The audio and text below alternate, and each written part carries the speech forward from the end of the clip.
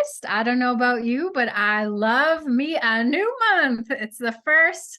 I always think, oh, what is the possibility for this month? So happy November. It is here. Only 2 months left of 2023. So welcome, welcome. Hope your Wednesday is going well. We give thanks to Creator that, we got this beautiful land to live on. Our relatives, I think of my relatives, the rabbits, the deer, that make themselves known to me. So you're surrounded by Creator's world, Creator's goodness. Just take a moment to appreciate, that we never walk alone. So happy Wednesday. You've joined Webinar Wednesday with Can Do. I think this is an excellent opportunity for us to build on our capacity. We're glad you're here. Thanks for joining us. We got a good presentation, a good webinar this afternoon. We got the great Jimmy Thunder is here, and he's going to talk about historical and current colonial impact on Indigenous economies. So today's webinar discusses how colonial history and legislation has impacted the development of Indigenous economies. The Indian Act legislation, such as the pass system, permit system, peasant farming, and the residential school system are examples as to how First Nation economies have been systematically suppressed, restricting growth. So this webinar will explain how this understanding can inform economic development plans and approaches to First Nation organizational leadership. Yeah, to keep one eye on our history and understanding that those impacts are so important. So a little bit about our guest speaker. He is a graduate, an MBA graduate from the Sagigo Lake First Nation in Ontario. He is currently working as the Director of Economic Development for Norway House Cree Nation, which is the 2023 recipient of the Can Do Economic Developer of the Year Award. Jimmy teaches Indigenous economic leadership at the University of Manitoba, is a trained facilitator with Indigenous Leadership Development Institute, and he actively encourages public engagement with the Truth and Reconciliation Commission's calls to action. Listen, we got a phenomenal speaker this afternoon, just going to share some of his knowledge. We are so honored that you are here, Jimmy. Thank you all for joining us this afternoon. I think, again, it's important to take a moment to reflect on our history and then also reimagine or imagine as we move forward, as we move our communities and our organizations and our nations forward, the possibilities. We are strong people. So I'm going to pass this virtual mic off to you. Feel free to if you have any questions along the way, put them in the chat box. I will make a note of them, but there will be space at the end for any questions or comments. So Jimmy, welcome. The mic is yours. Awesome. Thanks so much, Michelle. Good to see you again. And thanks for the warm introduction. And thank you everybody for joining.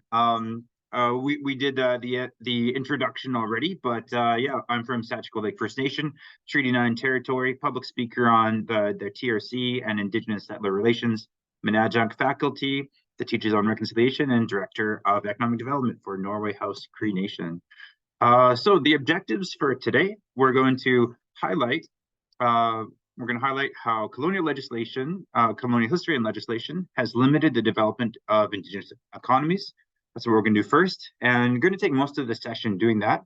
Then we're going to illustrate an approach to economic development that's informed by this history, and lastly, illustrate an approach to organizational leadership that is informed by this history.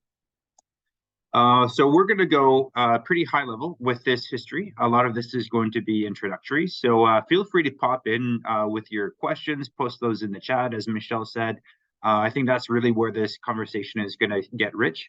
But this is our summary. When we look at the 500 years of our history, it's there's a lot that's happened and it's hard to know where to begin. So a lot of times when I talk about the history, I use the Royal Commission report on Aboriginal peoples. So they break our history into 4 neat little stages. somewhat might argue that it's a bit of an oversimplification, but it really helps us to understand this meta narrative. So the first is pre-contact. So this is the point of our history before Indigenous and non-Indigenous nations have made contact or were aware of each other. And then we have the nation-to-nation relationships. We'll give examples of the treaties and how the relationship at certain points has been done well.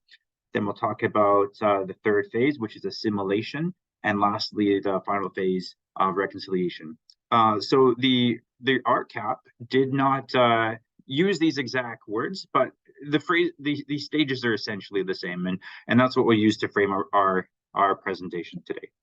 So the first one, the pre-contact. So recognizing that as Indigenous nations, we are sovereign. We have complicated systems of legal order, the way that we govern our politics and our societies, and that includes our economies and how our economies were shaped. So here's some quick examples here. Again, looking at a high meta narrative. We're looking at gift giving.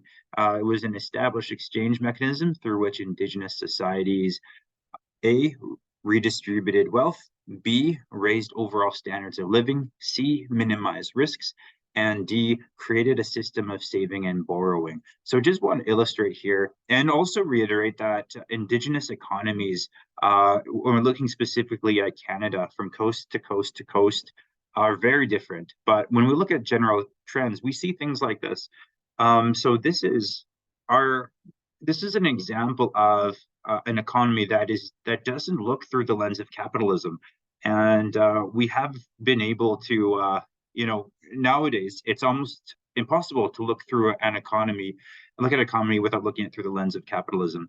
But it's good to look at and dwell on this and imagine a time in which economies were strong and flourishing, but didn't use that approach. So moving forward, I want to talk about treaties. I think that's an important part of our history. This here is the Dish with One Spoon Treaty. This is a treaty that was made between the Anishinaabe, the Mississaugas, and the Haudenosaunee that bound them to share the territory and protect the land. So this is what's called a pre-contact treaty because it was made before contact with non-Indigenous nations. And essentially what this is it's saying, hey, we have one sort of area of land with finite resources.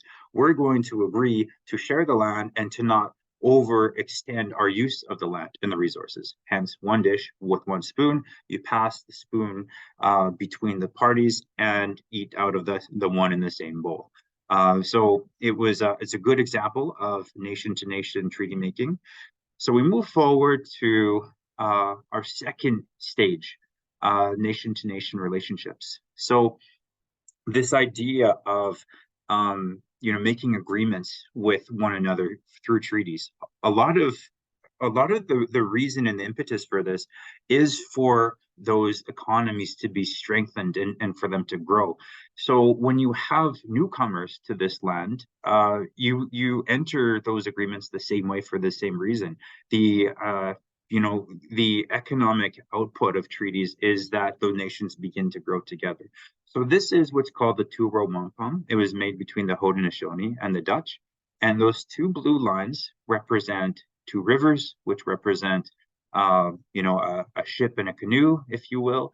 They represent two nations that are moving together in parallel, not harming each other for as long as the sun shines, the grass grows, and the rivers flow.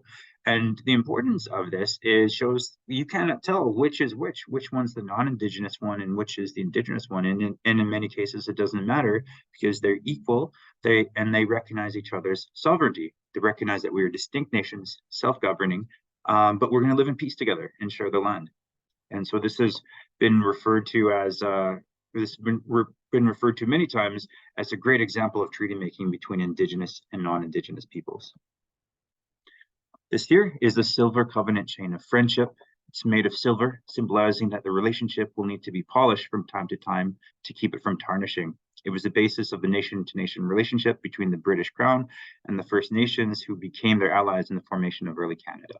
So in all of these cases, It's the relationship that matters the most, not the written word. You'll notice that, treaties that were made by European nations, it's the letter that matters. Here, it's the relationship that's first, and symbolizing here with the silver covenant chain, the treaty exists. It needs to be revisited. The terms may need to be altered, but it's meant to exist in perpetuity for the sake of good relationships between the parties that are signatory. So we fast forward a little bit, and we have the Royal Proclamation of 1763. So this identified the King George of England as the sole entity that First Nations could enter treaties with, and it sent out a framework for treaty making. So this was after the 7 Years' War, and this laid out the foundation for future treaty making, which had a large impact on the shaping of Indigenous economies historically. So the Royal Proclamation was not good enough in and of itself. In 1763, when the Royal Proclamation happened, they realized this is a one-way proclamation. It needs to be ratified by treaty. And so in 1764, 1 year after, you have the Treaty of Niagara, in which representatives from nations all over Turtle Island came together and negotiated the terms and signed this treaty. So you can see here the integration of Indigenous and non-Indigenous ways of knowing. You have the actual year written into the belt. And basically, this is the treaty saying, yes, we agree with the terms as provided in the Royal Proclamation of 1763. And that's really important because as we'll talk later, as Canada is shaped, Canada is bound by the Royal Proclamation of 1763, and it's what lays out the terms for treaty making, and it's referenced many times by the Truth and Reconciliation Commission's 94 calls to action. As we progress further in history, I wanted to show that there are lots of different types of treaties. I want to look specifically here at the peace and friendship treaties. So these are a series of treaties that happened between 1725 and 1779. The purpose of the treaties are in the name. It's peace and friendship. So these were among the first because this is one of the first areas in what we now call Canada that Indigenous and non-Indigenous nations needed to create these treaties. The purpose of these treaties was to facilitate peaceful relationships for the mutual benefit of their respective economies. It's written right into those agreements. That's why they exist. And so you'll see further, you have the Robinson treaties, the Douglas treaties, and later you have the number of treaties, which are known as post-confederation treaties. All of these are meant to be agreements, nation-to-nation agreements, to help develop the future of the respective nations, the signatories, including strengthening the development of the economies. And many people who are following the news in the last couple of years will realize that these peace and friendship treaties that were originally signed, they're still in effect. They're still recognized by Section 35 of our Constitution. And a lot of the problems that we're seeing in today's economic development, for those who are our relatives on the East Coast, it's Department of Fisheries and Oceans not following through with a regulatory framework that recognizes the peace and friendship treaties. So we'll talk a little bit more about that as we go. So that brings us to the third phase of assimilation. So assimilation is where we move away from the peaceful nation-to-nation phase and more of this assimilation, more of the assimilation policies. And the key thing here is confederation. So at the time of Confederation in 1867, when Canada became a nation, we're no longer looking at things like the fur trade as the basis of the non-Indigenous economy. During the fur trade, it was much easier to have nation-to-nation relationships because the beneficiaries are in another place. You're separated by an ocean, and the fur trade was mutually beneficial for both economies. And so one of the big changes here is now Canada is staking claim officially with a country, and just unilaterally creating the country, and with the hopes of expanding it from sea to sea to sea. So you'll notice in the photo here that not a single Indigenous voice was included at Confederation, and really this is what got us off at the bad we're off on a bad start from the very beginning. So here is the post-Confederation treaties, also known as the number treaties. So you look at the timeline on the right. Treaty number 1 was 1871, Treaty 2, 1872, Treaty 3 in 73, Treaty 4 in 74, and so on. So these are pretty close to each other. On our side, as Indigenous nations, we took the treaties very seriously. In fact, a lot of the publications of the time from the earlier treaties, prior to the first treaties, our chiefs were saying things like, even in the smallest of things, there must be an agreement. And here there has been none. And so they actually advocated for these treaties to be made with the Canadian government. And as we entered in, we put a lot of thought into these treaties. There was a lot of discussion. We stopped a lot of our, traditional hunting or whatever it was. Our seasons were disrupted to come together and to negotiate all of these treaties. And the thought was, how can we build a better future for our communities? How can we ensure that our children and grandchildren and descendants would be able to have things like, access to good healthcare, access to good education? How could they be good participants in this new economy? Recognizing that things are changing. And so that was the purpose of the treaties, is to create a space where we can be good, we can be mutual beneficiaries of the economy that was to come. So at the very same time, you'll notice treaties started, and right in the middle of the process, we have in 1876, the unilateral passing of the Indian Act, which, as we will discuss, goes completely against what we understood as the purpose of the treaty making. Whereas in treaties, we thought that we were equal, beneficiaries of the treaties.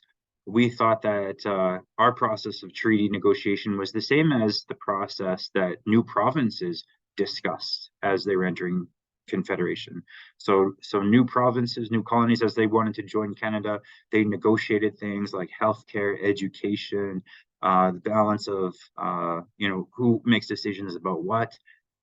They went through a very different process that we did, but we understood ours to have the same output. And as you can see, if you look at a Canadian map today, you'll see exactly where the provincial boundaries are, but you won't see where the treaty boundaries are. And we're starting to see that change with land acknowledgements, but still got a long way to go.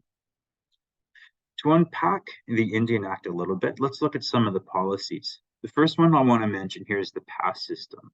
So during the pass system, First Nation citizens were not allowed to leave their First Nation without permission from their Indian agent. So I have a picture right here. It's the person's name, the date, talking about which band they're from, and it says they're permitted to be absent from his reserve for 2 weeks from the days hereof. The business is hunting big game, and it's for food, and the person was permitted to carry a gun. So just think about that for a second. So the pass system says that if you want to leave the First Nation for anything, here in this case, it's just hunting for food. It's just your livelihood. So that's been controlled by the Indian agent. In order to participate in an economy, you need that freedom of movement, and you need, So just want to just set that there for a moment to realize how pedantic and condescending this system really was. And yeah, smallest things like just going to leaving for, to get ice cream or something like that, like something that we would consider small that we can just do. They needed permission from the Indian agent. Another thing here too is a permit system. First Nation citizens and bands could not buy or sell without the permission of the Indian agent. So here's an example of a permit to sell. So thinking about that as well. In this case, it's 2 white-faced cows, etc. So yeah, you need permission to sell. You can't just go out and sell it on your own. Another one here that I want to talk about is the peasant farm policy. So from 1889 to 1897, it restricted the tools that First Nation farmers could use on reserve lands. It restricted the volume of produce grown and sold. It was based on the belief that Indigenous farmers had to gradually evolve into modern farmers, or gradually be civilized into modern farmers. It also reduced these farmers' ability to compete with settlers on the open market, and I think that was the original intent. So what you see is Indigenous farmers doing exceptionally well in farming and agriculture, and non-Indigenous farmers taking exception to that. And this policy is really, it was really to stifle our economies, is really prevent our growth. So if you think about these in tandem, you have the pass system, the permit system, peasant farming. There's other policies such as severalty, which intentionally prevented us from working together collaboratively on major projects. It was intended to shut us out of the economy. So the other day, I was connecting with one of our stakeholders here in Norway House, and they're discussing the history of their business, and they're talking about how it was started in 1910, and it was taken over by the current owners in 1960s. And we just sat and we told them, well, these were the policies in place where we were in 1910 and 1960s, and it sort of opens up their minds, because of just thinking, how long does it take to establish a really strong multinational business? It takes a lot of time. And so these are some good examples to look at. But what I want to talk about as well, that everyone should have heard about by now, is the residential school system. And so this is a policy that was described by Hayter Reed as to kill the Indian in the child. And so this policy was meant to eliminate the very identity of Indigenous peoples. So take a step back and think of the treaties that were signed prior to the Indian Act. So if you were to think about that as you're thinking about this, then you realize that the plan really is to eliminate all of your treaty responsibilities. Because if you assimilate Indigenous peoples as individuals, then those nations that you enter treaties with will be smaller and smaller until your treaty obligations are non-existent. So when you put all this together, you get this really horrific picture of the Canadian government working really in a terrible way to systematically oppress one people group. And it's been said that this is one of the most expensive failed policies in Canadian history, because the fallout from this is that as Indigenous peoples, we have not been able to participate in the economy. And we'll talk a little bit more about the actual numbers of what that actually means. So just to round out here the Indian Act, discussions of the Indian Act, I want to compare the policies of the Indian Act with current community economic development principles.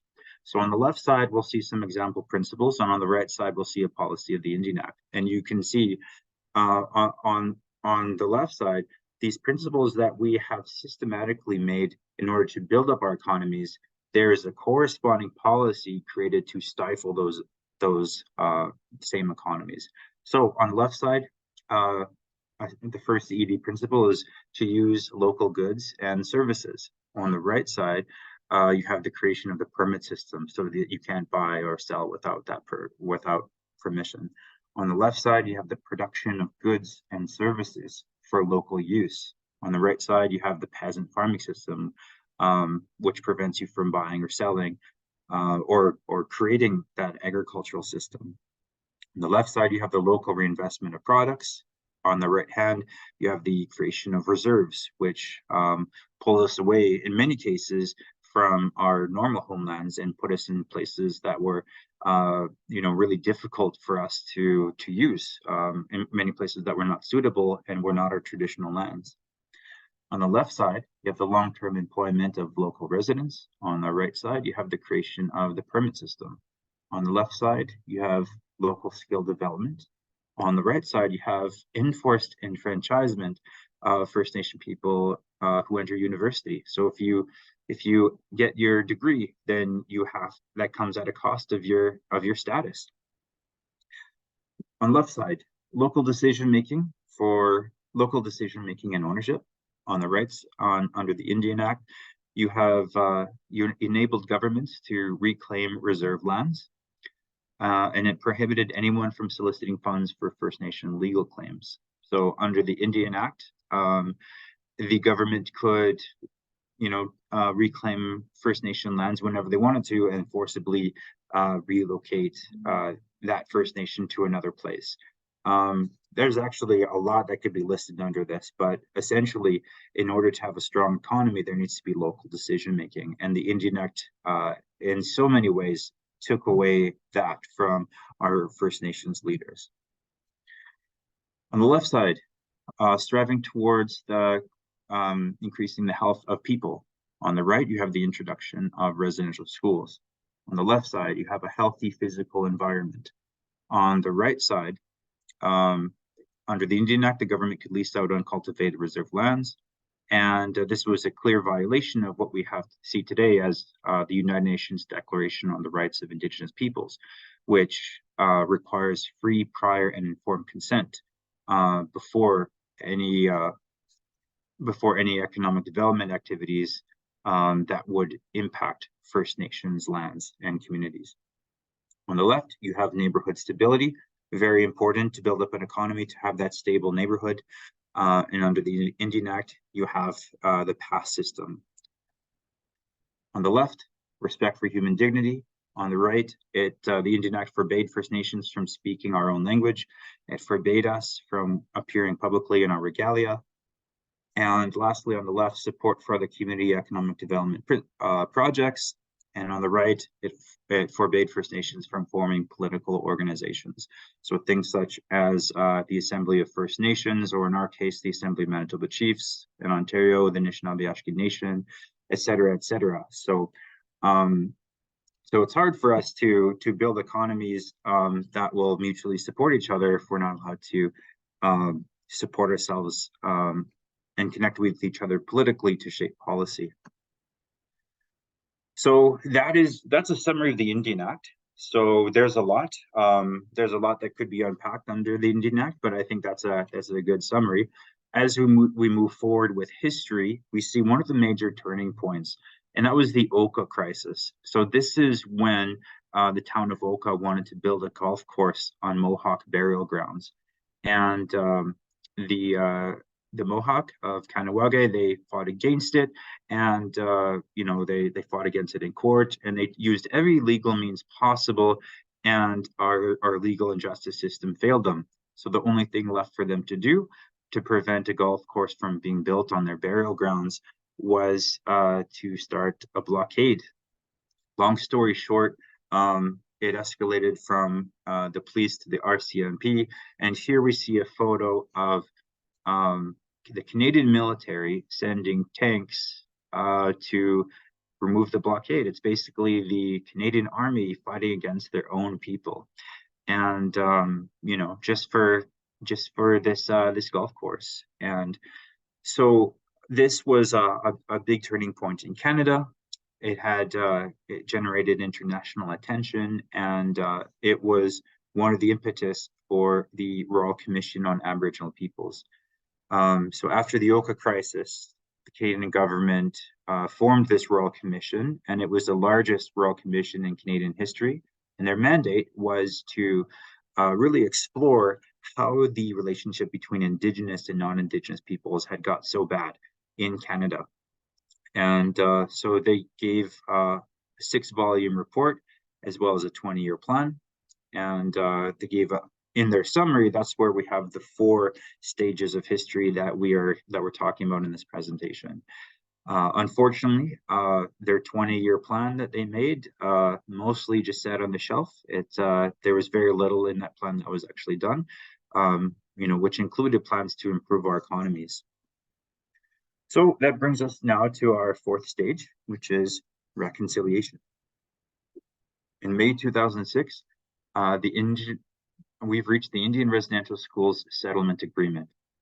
So this was a large class action lawsuit in Canadian history, and was led by the survivors of the residential school system.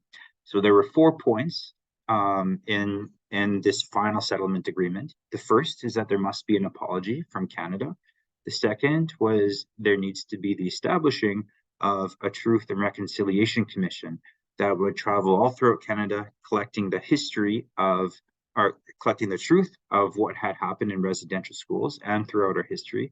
And secondly, to create a path for reconciliation for all of Canada. Third, they were to establish a national center for truth and reconciliation, which would house all of the stories and all of the documents from all the survivors. And lastly was compensation for the victims of the residential school system. So in 2008, the apology did happen from the Prime Minister at the time, Stephen Harper.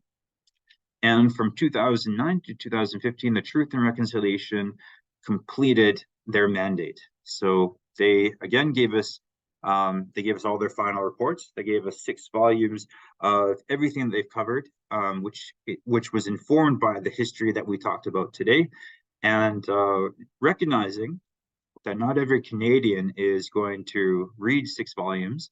They gave us an executive summary, so just 1 volume to keep all the information in one place.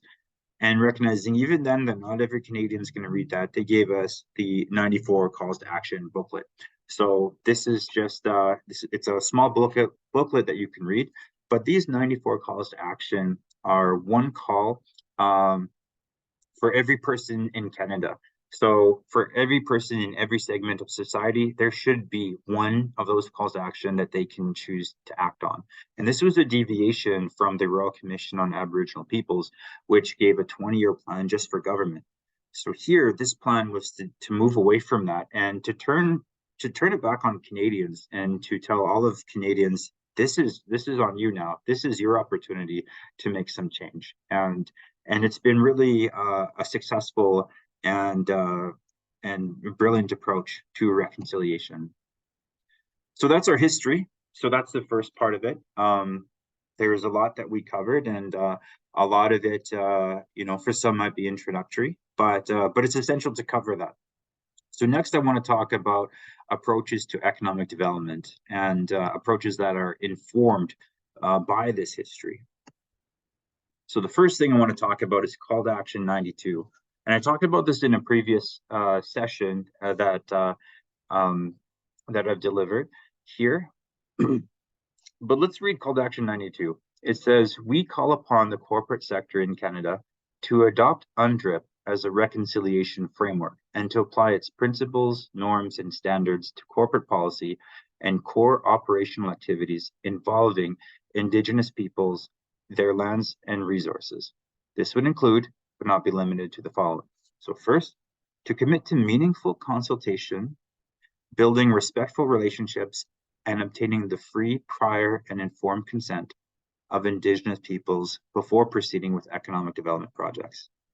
Second, to ensure that Aboriginal peoples have equitable access to jobs, training, and education opportunities in the corporate sector, and that Aboriginal communities can gain long-term sustainable benefits from economic development projects.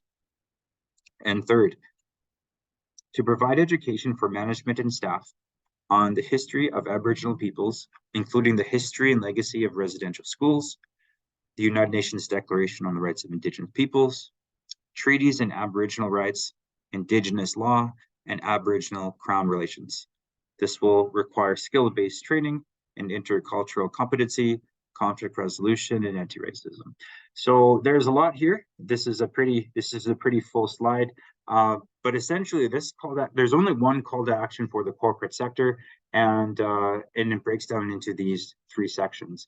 So when we look at economic development, this call to action is something that we can leverage. And when we look at the relationships that we have with our stakeholders and with our contractors, we have the ability to decide who we do business with. And so when we look at things like procurement, we should look at their compliance with Call to Action 92 as one of the factors, if not the main factor, in terms of whether or not we would do business with them.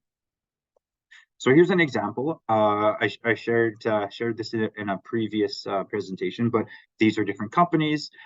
This is the length of page of the responses to Call to Action 92, the number of commitments, numerical KPIs, and mentions of history. So 3 of them mention history, and not any of them have numerical KPIs to systematically record what it is that they're actually doing in response to reconciliation. Um, so yeah, just an example. But this is a tool as we move forward in building our economies to recognize that we have the ability to leverage things like this.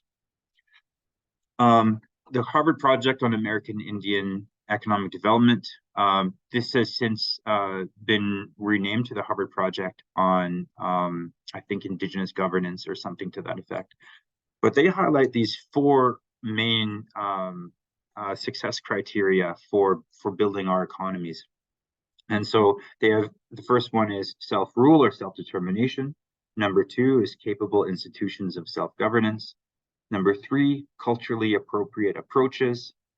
And number four, a strategic orientation. So having a long-term strategy. So thinking through how you prioritize your resources and your time and so on. So when we look at this, from a historical lens, we recognize that this is what we were doing prior to things like the Indian Act. So look at all the policy of the Indian Act that sort of pulled us away from this. So the Harvard Project is essentially saying those nations that are able to retake these four best practices are the ones that are successful. So it's good to look at it from that lens. Because the narrative out there is that we are building capacity. And I don't think that's the case. I think it's us reclaiming our capacity and returning back to the way that we organized ourselves and the way that our governments and institutions were organized, like as we talked at the very beginning of the slide, to look at that. When we look at those that we're hiring, those that are joining our companies and working for our nations, a lot of them are younger and they assume that the way things are done are the way that things have always been done. And so we need to go back and we need to tell them no. A lot of the way things are done now, and even the current legislation, exists because these are things that were imposed upon us. I had a conversation with one of our stakeholders, and I asked them, "So, do you know when the Indian Act was abolished?" And looked around the table, and they said, "Nope, sorry, we couldn't tell you." And I told them it hasn't been abolished. The Indian Act continues to exist, and the Indian Act continues to shape and restrict our economies. It's been changed. A lot of what the policies that I talked about have been changed in the 60s and 70s, and there's been progressive changes after the repatriation of the Constitution. But the Indian Act still exists, and its original purpose still exists, and it's something we need to move away from. Here is a model of economic development. So this was invented by Selway Black, and it's just an example of when we think about what we want our communities to look like. Economic development is, in many cases, the ways to do it. Here in Manitoba, we've elected our very first First Nations premier, and one of the things that he said during the signing ceremony, during his swearing-in ceremony, was, it's the economic horse pulls the social wagon, and so here in this model, we look at what we want our community to look like, and we use our economic development in order to bring us there. So here's an example of that holistic approach, the idea that everything is connected, the community, our well-being, and it's all one and the same. I talked earlier about this idea of not being able to see economic development without the lens of capitalism, because for many of us, it's all that we've known. And in a sense, capitalism is, it's all over the world. So Dr. David Newhouse, he published a paper with the title Capitalism with a Red Face. And here he has 10 different points that allow us to still participate in capitalism, but make it our own. And for the sake of time, we can't get into all of these, but just to show that these models exist, having a holistic approach, looking at the long-term journey, not focusing on, the quick wins, but, especially when it comes to economic or building up the capacity of our people, bringing in the people who may not have the skills, but training them. In our First Nation, we hire people who from our nation that don't have degrees, but they're required. It's part of their job to go back to school, complete their degree, and continue going as far as it can go, even up to the master's level. It's a requirement of the job. It's going to take a long time, but that's we look far into the future. Collaborative and collective, so letting all the voices be heard, respecting interconnectivity of the world, prioritizing human capital investment and respect for the environment, informed by traditional knowledge and elder guidance, and so on. So yeah, so that's a great model. I would recommend people look into it. Capitalism with a Red Face by David Newhouse. I talked about this in my last session. This is the National Indigenous Economic Strategy. So this strategy has been informed by everything that we talked about historically. And it gives some real numbers here. If we're able to close that socio-economic gap, it'll contribute to 27.7 billion to Canada's GDP each year. So I talked earlier about how the policy of separating Indigenous and non-Indigenous economies and systematically oppressing one, it's one of the most expensive failed policies in Canadian history. It's costing us $27.7 billion each year. And counting, right? So think about how far back that's gone and where we would be as a nation if we just, entered into this this new nation of Canada in good faith and honored the treaties. Yeah, so this just a further breakdown, parity in education, parity in economic opportunities, parity in poverty rates, and yeah, this is it's a significant failed policy. And then the strategy further breaks down into people and vision. There's a write-up for each of those sections. I want to talk also about a research report that was done. This is highlighting Indigenous contributions to the Manitoba economy, and so basically this is a similar study, but looking at just the Manitoba focus. And so the opportunities here, if the gaps were closed, 729 million in additional income earned by more than 81,000 First Nation workers, 957 million in additional income earned by newly employed First Nations people, and 2.8 billion in increased annual provincial GDP to improve productivity. And I'm sure there could be similar studies done in provinces across Canada. I want to look at our spending here. So that last report looked at what were First Nations spending on. So we have infrastructure, Indigenous government spending, Indigenous business spending, and Indigenous households.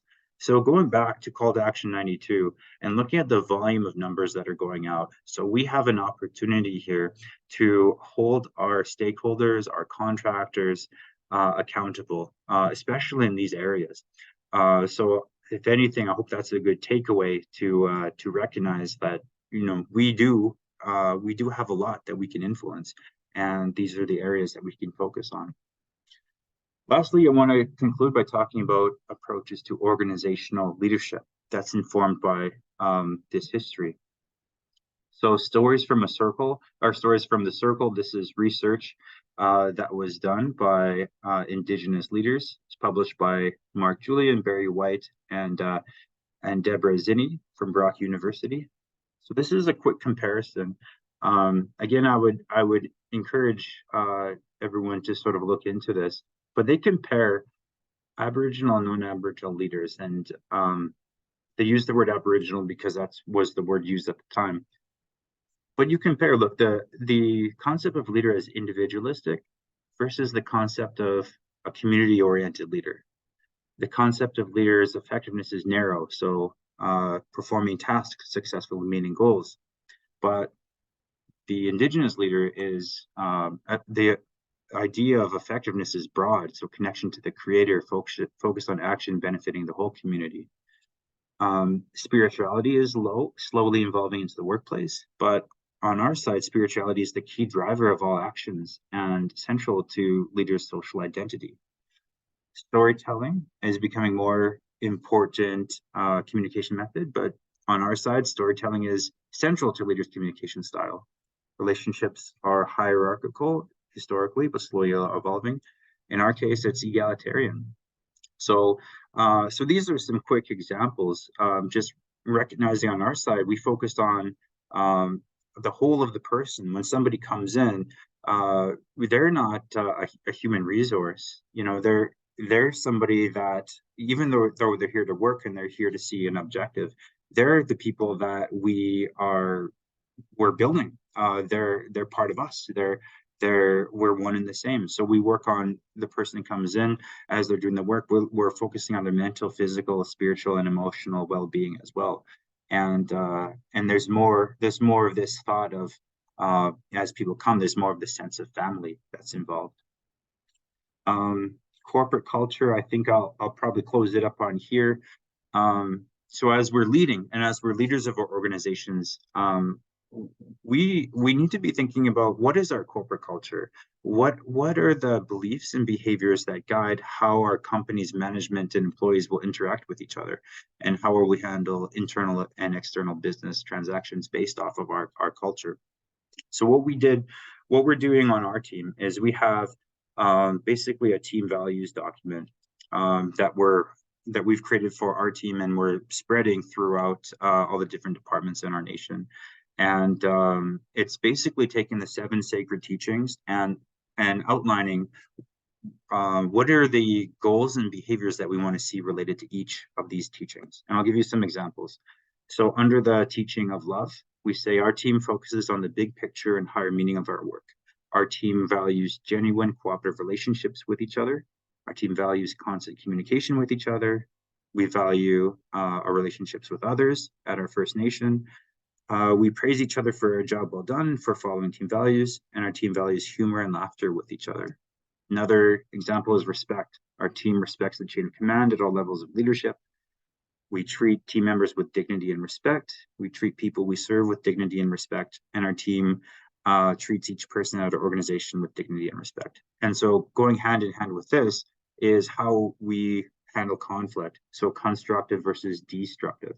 So when we look at the effects of colonialism, specifically the residential school system, you see an increase in lateral violence in the community as a result of intergenerational trauma. So when you look at Indigenous organizations, anytime you have a higher count of Indigenous peoples in a group, whether it's a workplace or not, there's going to be a higher number of people that are going to be affected by intergenerational trauma. So part of our workplace is teaching people that conflict can be good if it's constructive, and making the workplace a place of healing and growth. And because as you build your organization, you build your people. So in many First Nations, the biggest employer is the First Nation itself. So if your First Nation is able to provide healing to people as they go to work, you're also building your community at the same time. And that's it. Yeah, open for questions. Awesome. Thanks so much, Jimmy. Like you covered so much ground in like such a short amount of time. Great job. I know we had Ken. He has a couple of questions in the chat box. So one question, did the wampum belt ever represent money in Canada? Was there ever any mention of residential schools in any of the treaties?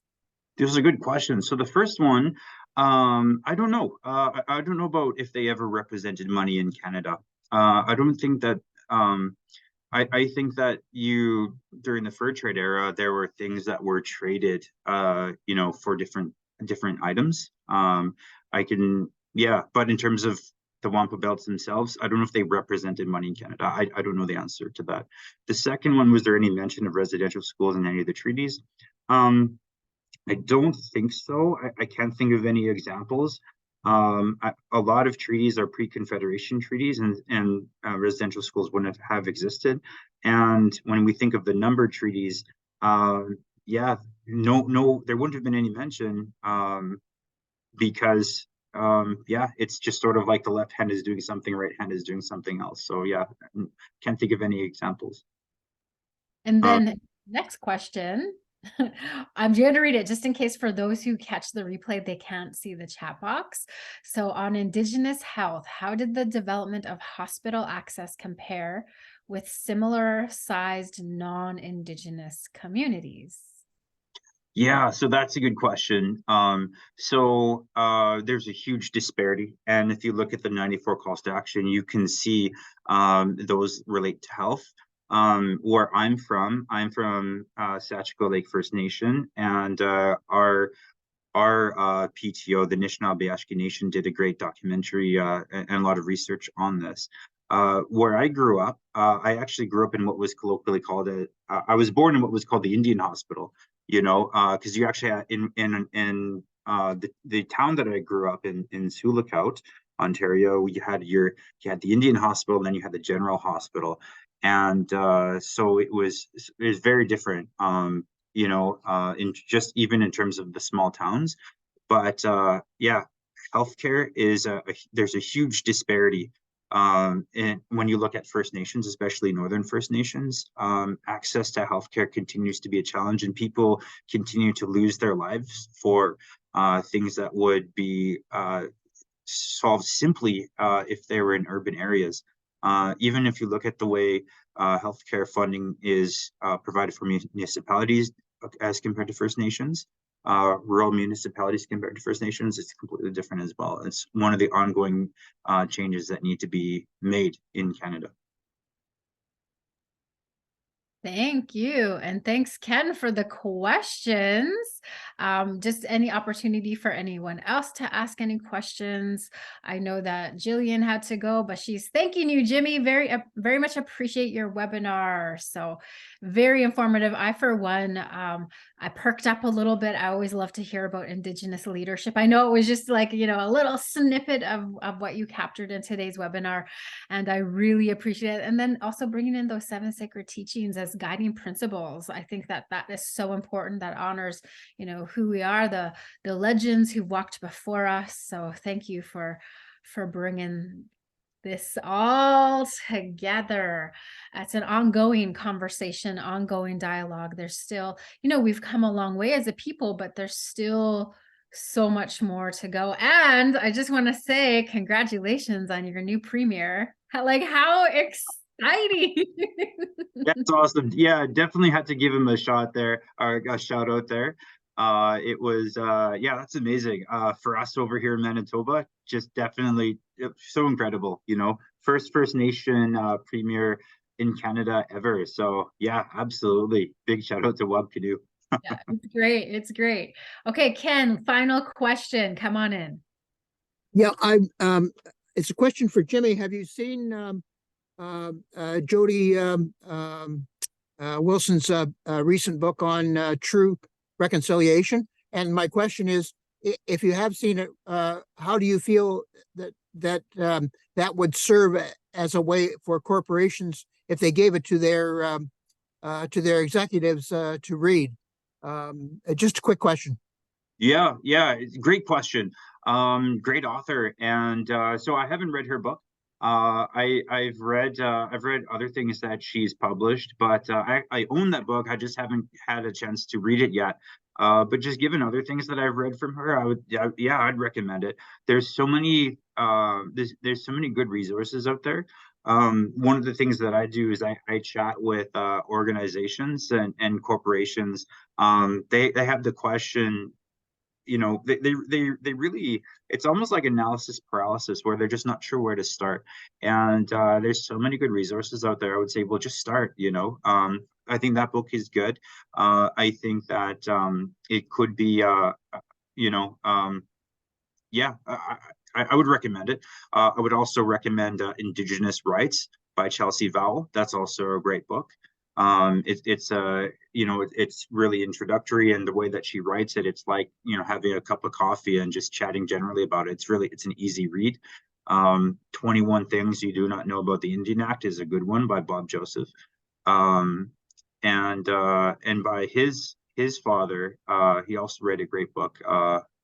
The name escapes me, but I think it's called True Reconciliation or something to that effect. But yeah, those are great resources. Yeah, for sure.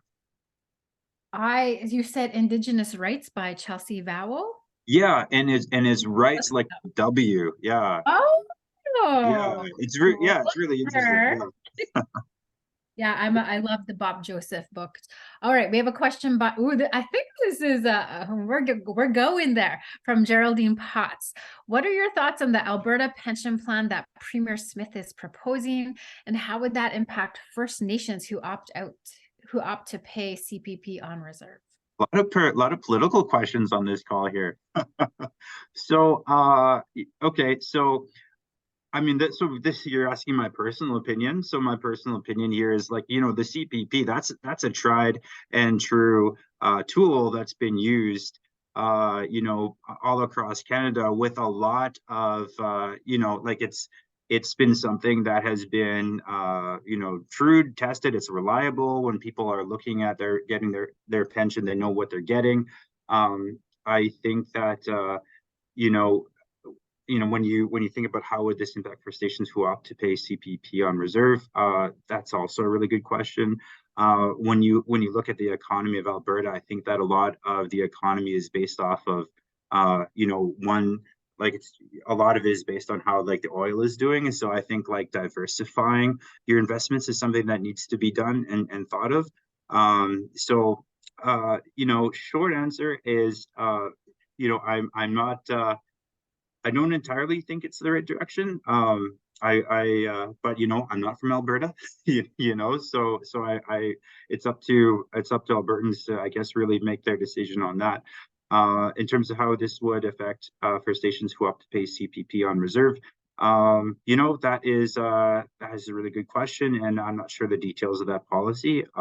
It depends on if and when, and I think this is going to be some time that if they are able to deviate away from the CPP and opt out, I think there's going to be some time away from that. And I would hope that they would engage First Nation stakeholders to make sure that there is an option for them to continue on. But yeah, good question. It's a political one, but yeah, good. Yes, definitely a hot question here in Alberta. But thank you, Jimmy, so much for being here. Oh, just lending such good knowledge. I appreciate you. We all appreciate you. Thank you all for joining us this afternoon, and we will see you next time. Take care. Thanks so much.